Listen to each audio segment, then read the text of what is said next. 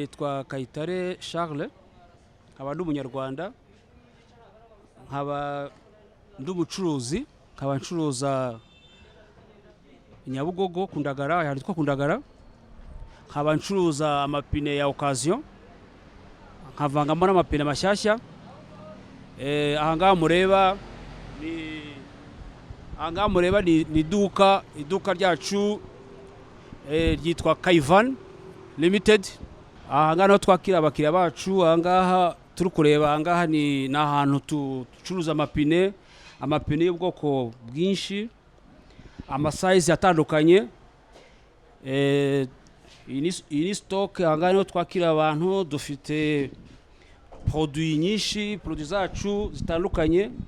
Ducuruza amapine y'ubwoko bwinshi, ma Michelin, ma Dunlop, ma Bridgestone, ma Yokohama, ma Linglong, ama Goodrich.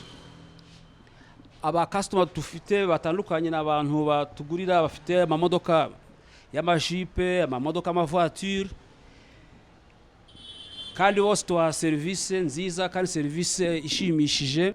Mu magambo makeya, umushinga nawutekereje ndi muri Canada, namaze imyaka 7. Ntekereza gutaha mu Rwanda. Abantu benshi babyibazaho uburyo nzaza mu Rwanda n'ibyo nzakora mu Rwanda, ariko fata umwanzuro wo kuza kuko Kigali nabaye mu myaka ihagije. Numva yuko ngomba kuza gukora mu Rwanda. Nikindi nkimara kugera ngaha narakoze kandi nabonye umusaruro. Mfite abakozi mu kanya, abangaba 2 mubona. Hari ushinzwe ibyerekeye stock, hari ureba umutungo ari ukora kuri kese, hari n'ushinzwe witwa Darcy. Uyu nguyu nawe akaba akora ibintu bya marketing.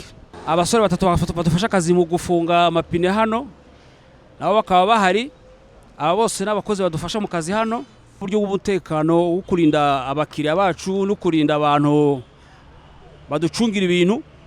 Tukaba dufite n'umuntu ureba umutekano.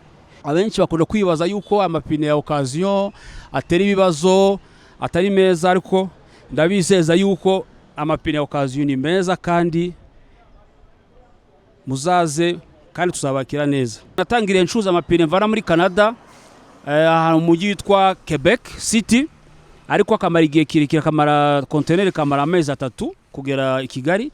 Nza gusanga amapine antwara umwanya muremure. Njya kwiga isoko rya Dubai, mbona isoko ngitangira amapine nkayarangura Dubai. Amapine amara iminsi 30 abageze i Kigali. Urabona uburyo nakoze compara uburyo bwa transport ya Canada na Dubai. Nza gusanga Dubai byihuta ku buryo Canada byarantinzaga cyane.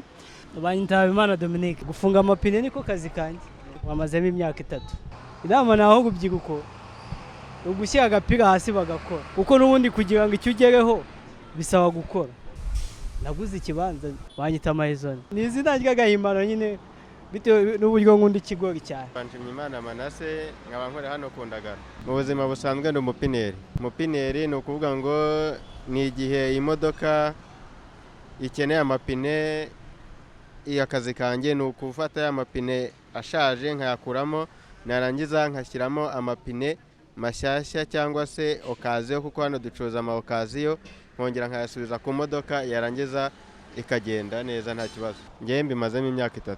Ibi ngibi ntago bigoye cyane. Iyo ufite umuntu ukuzanye biroroshye kubyiga, ugahita unanabikora nta kibazo. Nta kibazo cy'imishahara tujya tugira, duhembwa neza nta kibazo. Amafaranga baguhembye abasha gutuma umuntu yakwiteza imbere, nta kibazo gihari rwose.